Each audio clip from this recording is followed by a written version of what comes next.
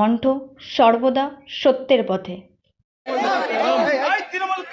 ফের বীরভূম জেলা সফরে তৃণমূল সুপ্রিমো মমতা বন্দ্যোপাধ্যায়। বীরভূম লোকসভা ভোট আর হাতে গোনা কয়েকটা দিন বাকি, আর এরই মাঝে বীরভূম লোকসভার তৃণমূল কংগ্রেসের প্রার্থী শতাব্দী রায়ের প্রচারে ছাইথিয়ার মেলার মাঠে নির্বাচনী সভা করলেন তৃণমূল কংগ্রেসের